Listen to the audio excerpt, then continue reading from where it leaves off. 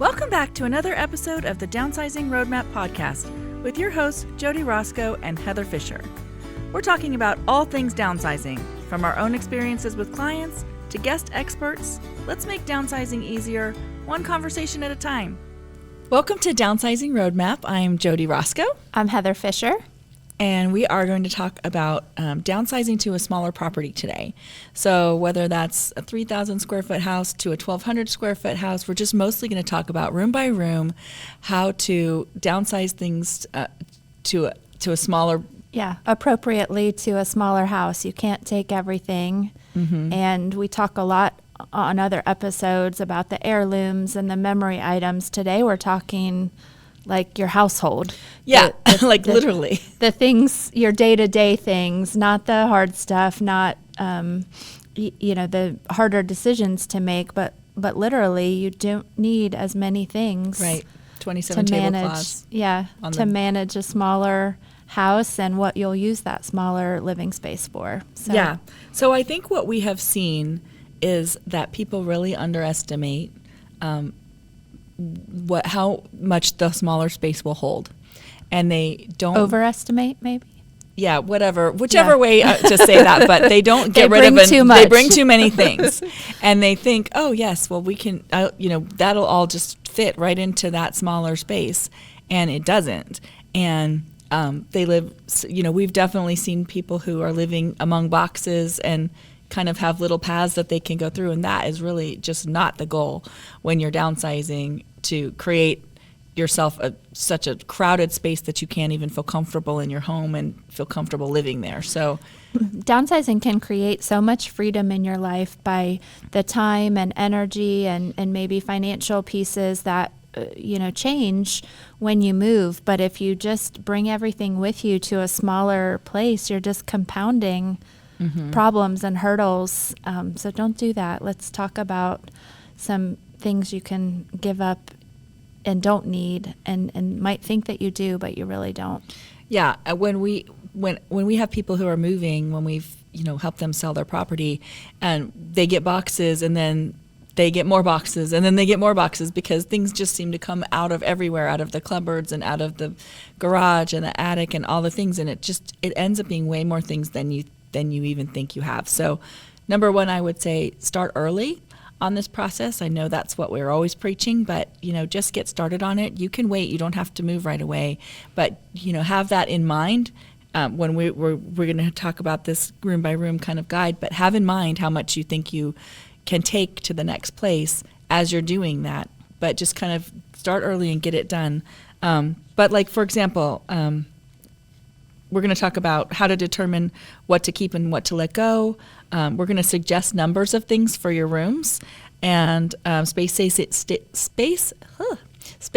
tips for a smaller home. That was a lot of S's there. Yes. And then we have a checklist of what we can go through. So let's start with the kitchen. We have a lot of things in our kitchen. A lot of people have a lot of things. Yes. And I think for all of us, if we were honest on when was the last time we used any number of things, it's a long time ago. Yeah. I mean, there's a lot of gadgets, trays, bowls, different pans dishes, for different things. And wine glasses. Yes. I mean, I think I have like a cheesecake the spring-loaded pan for a cheesecake that I have made one cheesecake in my life, probably 25 years ago. I'm doubtful I will ever make another one, but I've carried that cheesecake pan kitchen to kitchen, like, I have one. And it would probably cost me $5 on Amazon if I needed if you really had to another have another one. Yeah.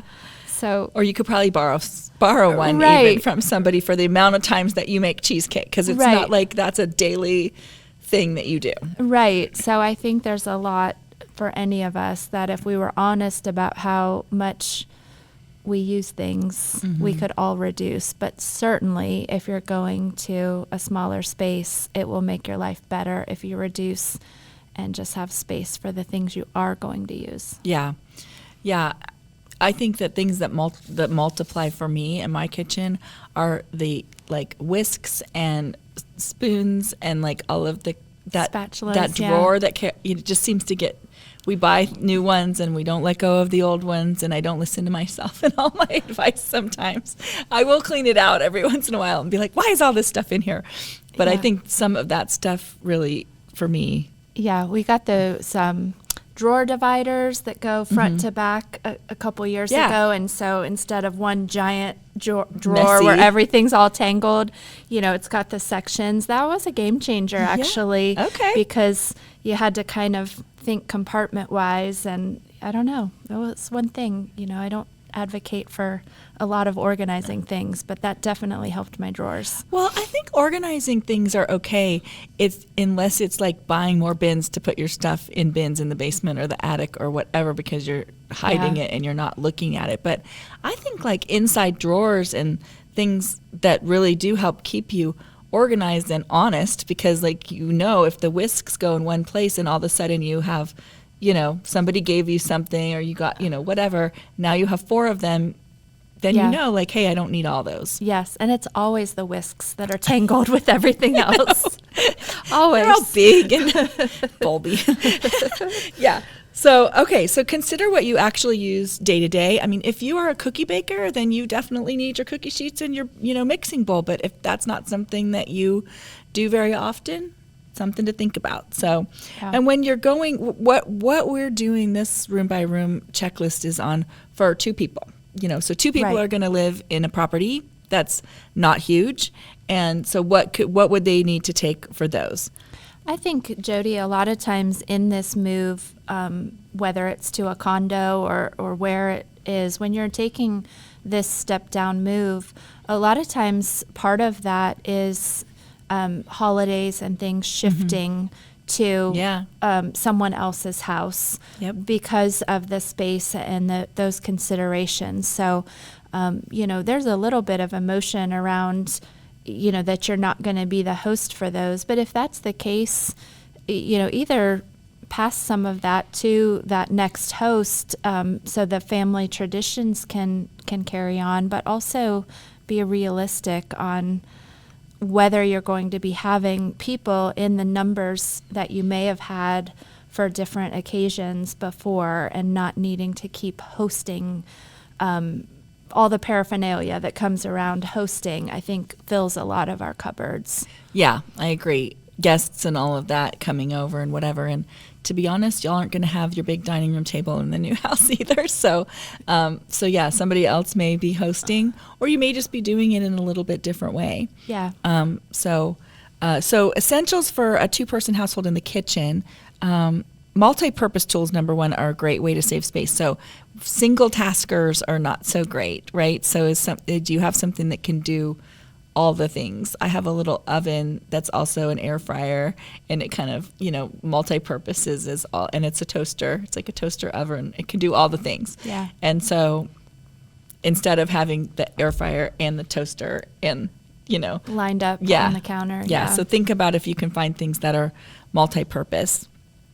So plates and bowls, we're talking about 4 to 6 per person, 4 to 6 people's worth of plates, right? So 4 to 6 plate servings. Oh my goodness.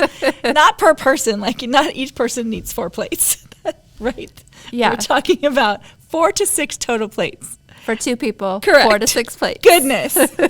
And then same with drinking glasses, 4 to 6 total. 6 service for 6 in your silverware.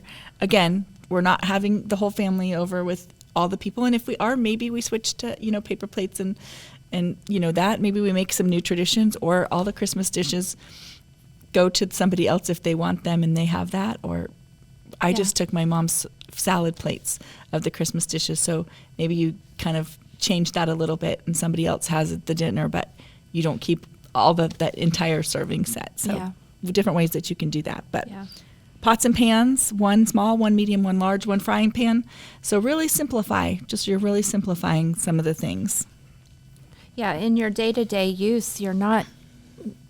Well, I'm not using all 4 burners and I think we use the same things. 1 burner all the time. Like it's my favorite burner. Yeah, like 2 burners maybe at a time, cooking a meal. So I don't think any of us need, huge sets of pots and pans, but just one for each use. Mm-hmm.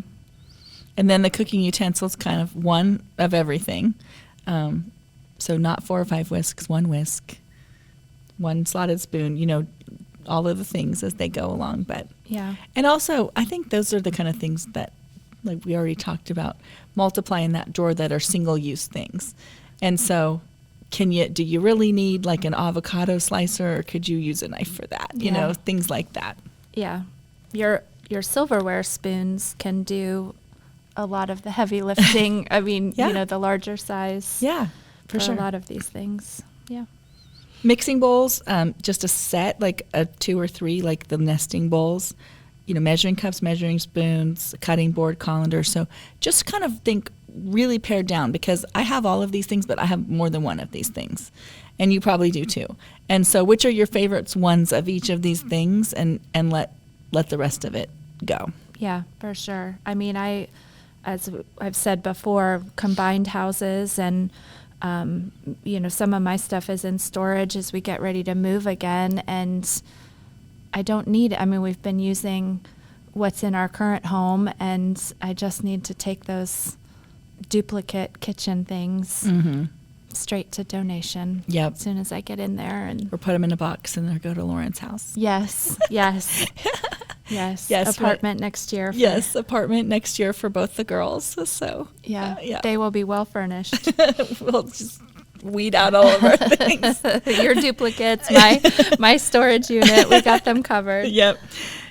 And then, you know, in some, obviously, if you're going to a smaller house, the kitchen's not going to have as many cabinets or as much storage space. So a couple things that I think are really useful. We had a pot rack that hung from the ceiling at our last house. So the pots didn't have to go in the oven, or in the oven drawer. That's another place you could put it, or in any of the cabinets. We had a pot rack where they hung, which was useful. And I just bought on Amazon. They had these these spice racks that actually like are magnetic, and they go against the side of the refrigerator, and so you can put your spices and they just line up, and they're black, and my fridge is black, and they just kind of line up there, and then your spices can go on the side of the refrigerator. So you can find some good storage. Yeah. I think too, to some degree, thinking vertically on storage, where you're going to have less floor space if it's a smaller place. So where can you go onto the walls for storage where you can still reach it? It's not, you know, don't need a step ladder, things like that, but where can you go up or use a wall surface or the side of your refrigerator? Like you said, there are a lot of ways you can store things without another piece of furniture, another cabinet, another shelving unit, you know, being just things to bump into. I mean, I've seen the magnetic strips where you can have your knives, you know, kind of on the backsplash where they're holding utensils, or, I mean, there's just a lot of ways to store things where you're not adding big, bulky items. Yeah. And no bins. Yeah, I was thinking too, like if you really felt like you couldn't get rid of something, you could put like a little piece of blue painter's tape on it or something and put the date on it. And then if you haven't used that in a year, it can probably go. Yeah. So just kind of little tricks on how to help yourself realize that we only use 20% of the stuff in our house most of the time. Yeah, you know, absolutely. 80% of the stuff is not being used. That's crazy, but yeah. So, okay, moving on to the living room. So that doesn't mean that you have to, you know, you're going to get a smaller space. It can still all be, you know, functional and beautiful. You may realize, though, that the furniture that you have is a different size, and this is for every room, honestly, is a bigger scale.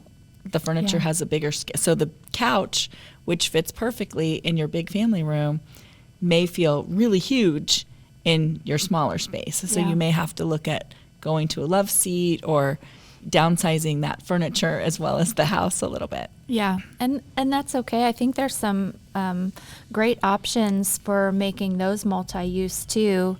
You know, the coffee table could have some storage in it, or, you know, they have the coffee table where the tabletop kind of comes up and can be a surface for you if you're seated on the couch. Yep. Or an ottoman that you're storing the blankets or games or whatever. Hobbies. Yeah, whatever you want to store in that, but then it's still an ottoman for extra seating when people are over. So always be thinking outside of the box on how you can have furniture that can work in multiple ways for you. Yeah. Yeah. I like the storage ottoman or the storage coffee table, or, Yeah. even the end tables could have some storage in them. So, Yeah. I think too, just a suggestion, anytime your storage, especially when you're in that smaller space, when you go back to that study we talked about in one of our other episodes with the visual clutter and being overwhelming to be stimulated all the time, I would say when you're making those choices, if it can be behind a closed door or a closed ottoman or a closed, versus open shelving that is full of items. When you can make those choices to have that storage, if rooms are functioning in those ways to hold extra things, if you can make the outside aesthetic peaceful and not feeling so multi-use, I think that helps our brains. yeah. So I was thinking about that same, because exactly what you were thinking. But when it comes to all the knickknacks and or collections or any kind of things that are sitting around, you aren't going to have as much space to put those. Yeah. So Maybe a those couple also have to be shelves pared to down.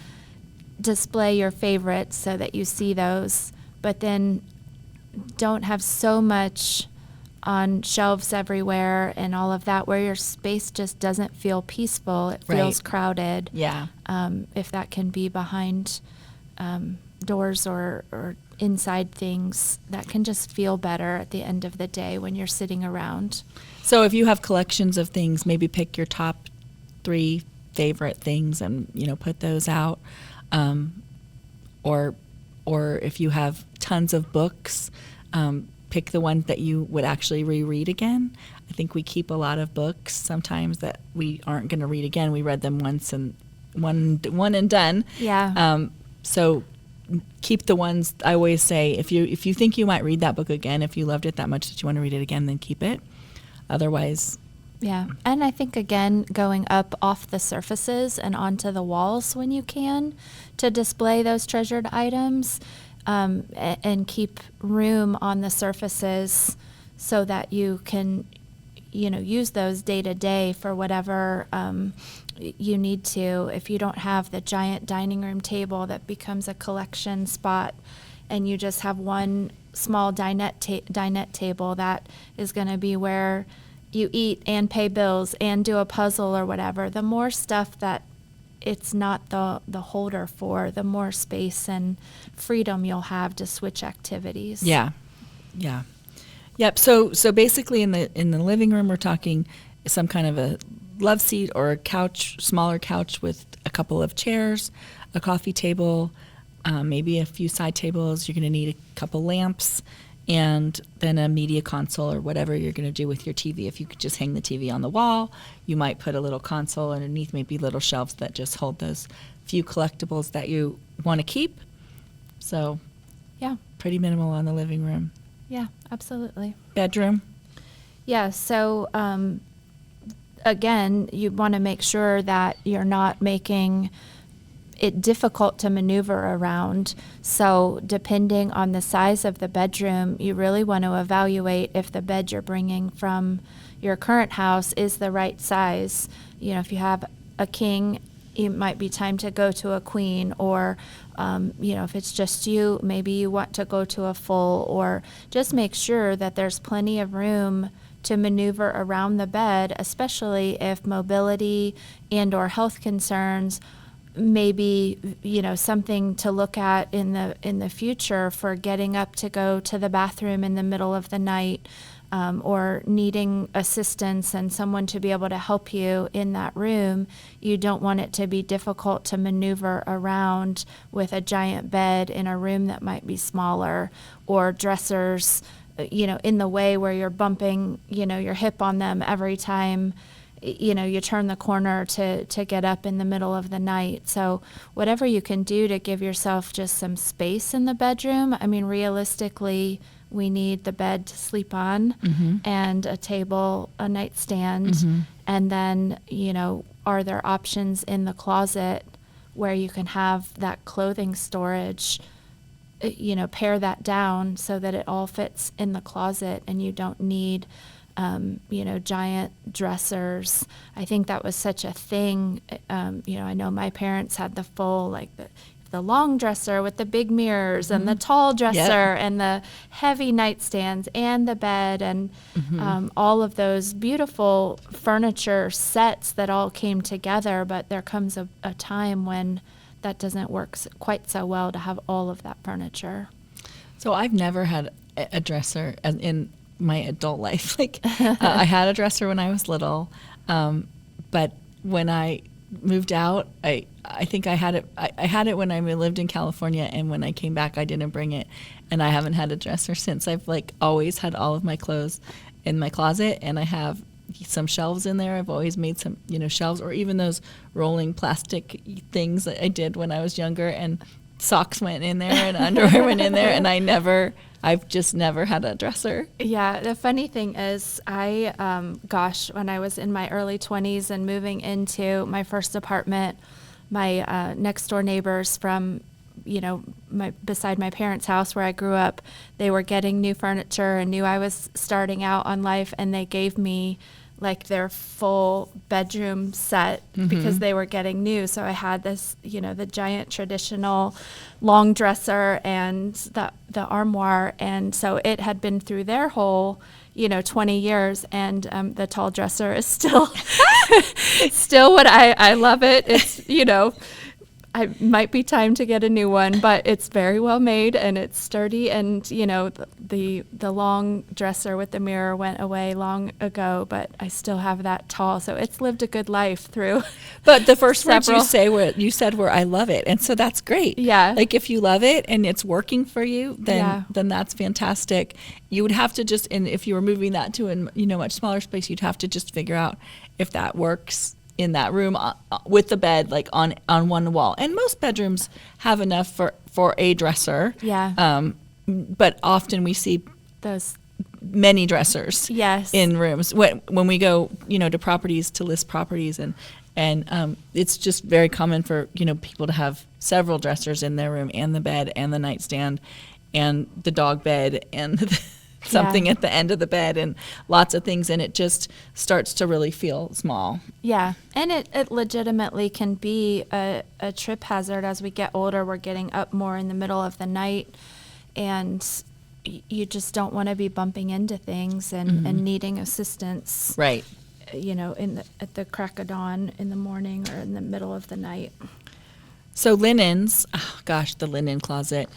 Often the linen closet is just stuff full of sheets that, we haven't used in a while, and towels that we haven't used in a while, and we get new ones and we keep the old ones and all of that. So quality over quantity. Get some really good sheets and just have two sets. You have the set that's on the bed and the set that's waiting, and you rotate them out, and that's really all you need. Yeah, I've gone through most of my adult life with just actually the one set. And on the laundry day, I wash it, strip it all down, and I wait for it to finish through, and then make the bed with those fresh sheets. But when you do invest in that quality pair, it's nice. Yeah, get those and I think we really to be honest, we do the same thing. I have another set, but I never use them. We just, like you said, I have a really good set of sheets, and we wash them and put them right back on, and that's what happens. Yeah.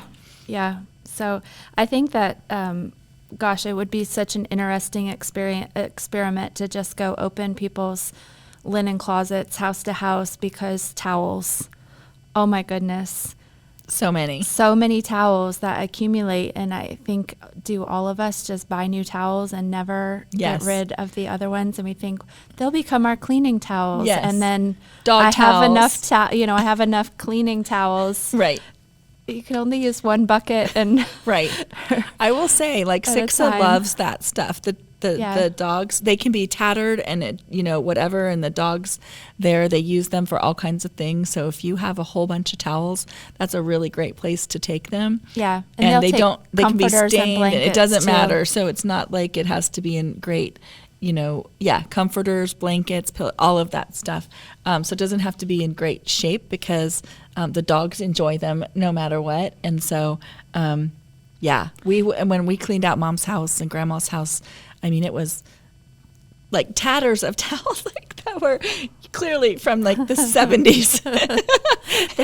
And they had new towels too, so it wasn't like that's what they were using. Like it just It's like the Jerry Seinfeld video. They keep getting demoted, like the brand new towels that you use every day, Yes. and then you have the even better like guest towels that no one uses, and maybe get used once when you have an overnight guest, and then demoted down to those are the kids' towels. Sorry, kids, you're on the lower tier, and then the cleaning towels, and then the garage towels, and dog towels. Yes. Yeah, I know. So yes, so 4 bath towels, 4 hand towels, 4 washcloths. Yeah. You're good. Just that go through them and then throw them in the wash and Yeah, and I think bedding and towels, donations, places, and homeless shelters, if they are in good quality and they're not tattered, that would probably be the first Yeah. donation place. And then if they are, like Jodi said, a little more worn and tattered, lots of animal shelters, Sixa here near us, but in any town, the animal shelters would love that for the dog cages and for those dog beds and things. So Yep. So your closet's probably going to be a little bit smaller too. So going through your clothes, following that same 1-year rule. If you haven't worn it in a year, you're probably not going to. So again, if you start this stuff early, you can clean out your clothes, put it all back into your closet, put the hangers backwards on the rod, and a year later, if you haven't washed that thing and put the hanger back again normal, you don't need it. yes, I was finishing all the laundry yesterday, and I was like, wow, I have 4 things to hang up and only 4 hangers of my matching hangers. So I am at my limit. At your limit. I am exactly one more there, shirt and you have to so- get rid of something. Exactly. So what Exactly. she's saying is have a maximum amount of hangers that you have, and that's it. And if you don't have a hanger to hang something up, that means it's time to let something go. Yeah, absolutely. I thought of you yesterday as I was hanging You're like, things I'm out up. of I'm like, hangers. this is the last one. Good thing it worked out this way. Yeah. Bathroom. So, oh my gosh, that's something else that I think really accumulates is products that you thought you were going to use or whatever you used part of, or makeup or any of that stuff, and also old medication that you haven't, you took whatever that you needed of it and there was still some left, and there's so much in bathrooms that I think can be let go of really easily, honestly. Yeah, and it's a hard one because, you think maybe I'll use it, and you just don't. If you've moved on to some new cream, shampoo, lotion, whatever, you aren't going back. You didn't use it. You didn't finish it because you didn't like it. Like for whatever reason, you felt inclined to buy something new. And so the other one's got to go. Yeah, I think too, we tend to get some of those products as gifts around the holidays and sure. things. And so really, if you have that forethought when you get it, before you've opened it, if you just know you're going to stick with your own stuff, those are great things to donate again when they're unopened and unused. There's plenty of women's shelters or homeless shelters that would love to have those products to share. So, you can think ahead and just not open them and donate them right away. So you're just not tucking them in the cupboards. Yeah. I think that, yes, that's what cupboards are for, right? Tucking and To stuffing. hide the things that we aren't really using. So, So I think that keep only your essential, like whatever you're using now, whatever products you're using now. Makeup has a shelf life. Lotions and all that stuff have a shelf life. So if you've had it for a while, it's time to just let that go. you can buy a new fresh one if you really decide, oh my gosh, I really want to go back to that. I think this is another spot where some good organization, once you have cleaned it out, not to organize too much, but once you've cleaned things down, some good organization, small bins in a linen closet to keep like things together, or drawer organizers in the bathroom to give your makeup or your products a place to live, so you know where it is, so you're not buying things you already have. I think that condense all of your Tylenol, your day-to-day medications in one spot, so you know if you're out and you don't end up with 4 bottles around the house of the Advil or whatever it is. Well, and I think that's a great tip too for the new house, because you're going to have less storage in the bathroom probably. Same thing, you can use things on the wall, shelving, and whatever. But you could have a little bin of the stuff that you use every day, and you just pull that out, put it, use it, and put it back under the cabinet. Yeah. And so you just keep it all together. But yeah, you're going to have a little bit less space there. So maybe wall-mounted shelves, maybe an over-the-door hanger. So this is where we think organizational items to help you organize are good, but also you have to limit it first. Yeah, start with paring it down before you organize it, and then you will know exactly what you need. Keep limited backups of stuff. This is hard for me in the toilet paper department. I'm one of those that feels like I have to have a lot of toilet paper all the time. But yes. Don't let my husband listen to this episode. I need lots of backup on the paper products. But I think if you have what you need and have what that comfort level is for the space that you have. Yeah. If you have the space to the spot to manage what feels like a comfortable level to you, that's okay. Just don't have it spreading out and causing disruption other places because you're storing too much. Yeah, you can't fit anything onto this thing except your extra toilet paper. So now your bathroom items just live all over the counter all the time or something. Yeah, so find that spot and keep that stocked up with a manageable amount. Okay, moving on to your home office and other spaces. So maybe you still need a desk and you have a small office area. Maybe that's a hobby room. Yeah. Maybe that's a reading room. Maybe you kind of have some kind of a flex room in that space. So a tiny, a compact desk would be good. This room is harder to say exactly what to bring because it just depends on what your hobbies are or what it is that you are doing. I have a client who's going to have a Lego room. They love doing Legos, and that's what they're going to have. That's amazing. Yep. I love that. Yep. So whatever that room is, then you need to take, what if that's a desk, if that's another little love seat because you want to sit and, I think the key is when you're being smart about decluttering all of these things, it leaves that space for what you want to do, whether that's Legos like your client or puzzles or whatever your hobby is. When you've, listened to our episode on paper clutter and you've reduced that down to just one box and you've, streamlined your photos and you've made all those decisions, then when you find this beautiful place that has that second bedroom or flex room or study, the world, it's open to so many fun things that match your interests and not a storage room. Right. And so that's totally the key is think back to our step one for everything, be dreamy about that room. Right. What would make this an amazing room that I want to spend my afternoon in or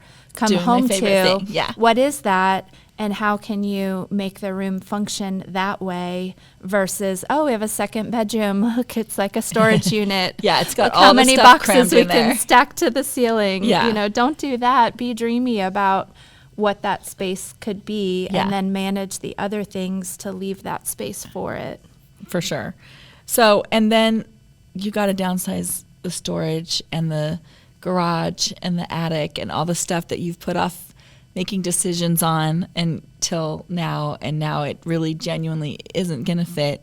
do not go get a storage unit to put it in there because you can't decide on what to do with it. So you definitely want to now take that time, figure out if those are things that you're going to use. It's not doing anybody any good in a bin or a box in the dark basement or attic. No. So somebody can use that item somewhere in this world if you aren't using it. And if you have forgotten that you absolutely love it, then get it out and be in that small group of things that you want to display. Find a place of honor for it and use it. Yeah.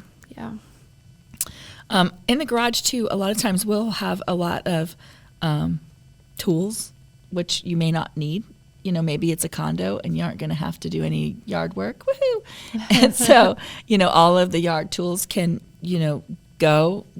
Limit your holiday decorations. You're going to have less spaces to put your holiday decorations up. So just picking your favorite ones. If you used to put up 3 Christmas trees, you're probably just going to put up 1 Christmas tree. So. Yeah. Yeah. It's really an opportunity, too, to make things a little bit the same and a little bit different. Yeah. So you don't have to recreate the exact way, you know, your decor, your, you know, furniture, your decorations. It doesn't need to just be replicated in the same way. What fun to be able to redecorate with pieces of your own things and maybe some new pieces and make it a totally, you know, new space that feels like you and has some of that nostalgia, but also is just a new house. Yeah. I mean, that's exciting. Yeah. You don't want to forget that piece of it. Yeah, that it's a fun place that you want to come home to, not just, you know, you've tried to cram all your stuff into it because you needed to go smaller. So that makes it feel like ugh, versus, you know, giving it that grace to giving yourself the grace to let some of that stuff go so that you can create a new space that really feels amazing to you. Yeah. And if you have the resources, there's some amazing people, you know, designers or boutique owners and things that can help you mix your pieces with some new ones to make it really fabulous. So if you've got that a little bit of budget to have someone help you, that can be a fun process to be like, here are the things that I want to bring that I love so much. And they might have some creative ways to turn those furniture pieces into multifunction or incorporate some of your accessories in a way you hadn't thought of, so you can love them and enjoy them without crowding yourself out. Yeah, maybe change up your color palette a little bit to have it feel fresh. Yep, do some things like that. So, okay, so be honest with yourself about your heirlooms and your collections and your hobbies. A lot of people are serial hobbyists, right? They get all excited about a hobby and they start doing that and then they let that one go and move on to the next one. And then, you know, the carcass of the of the old hobbies are still, you know, laying around not being used. So if that's something that you tried and it wasn't for you, let it go. You're not going back to it. Yeah. You know? Yeah. Hard to convince, but, you know, maybe the better plan is to start a new hobby on less purchasing and try it, you know, with items on loan, borrowing equipment, or, you know, on a smaller scale until you really feel like this is going to be your the hobby thing. for me. Yeah. Yeah. So, so digitize your photos and documents. So that's a key. Storing a lot of paper is probably not, you're not going to have the room for that. So make sure that you get those photos digitized, keep only those important papers. We did a whole podcast on paperwork. So go listen to that one and figure out how to really pare yourself down to the essential paperwork that you need. Absolutely. So limit your books to a small collection of the ones that you would read again, you know, just the things that we've already talked about.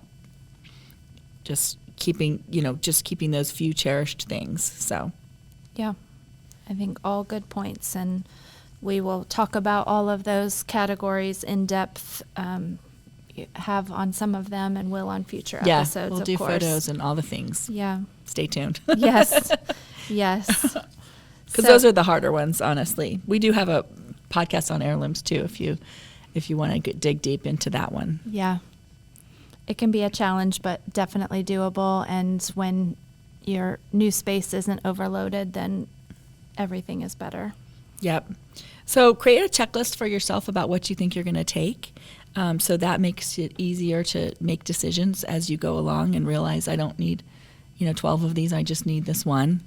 Yeah, we went through the checklist a little bit piece by piece as we were going through, but if anyone would like the downloadable checklist, reach out through our website by email. Our email is on there, and just request that downloadable checklist and we'll get it over to you. It can be really helpful to have a starting point and, like you're packing for vacation or whatever. Right. When you have that list, Right. you know exactly what you need. Yep, that's at downsizingroadmap.com. So reach out to us if you have questions about it, and good luck in paring things down. I think that everybody that has done this feels so much freer, and all of our clients will say we wish we would have done it sooner. Yeah. So I think that the stuff that we have around us makes us feel sort of safe somehow, but it also really weighs us down. And I think when you let it go, it is just so freeing.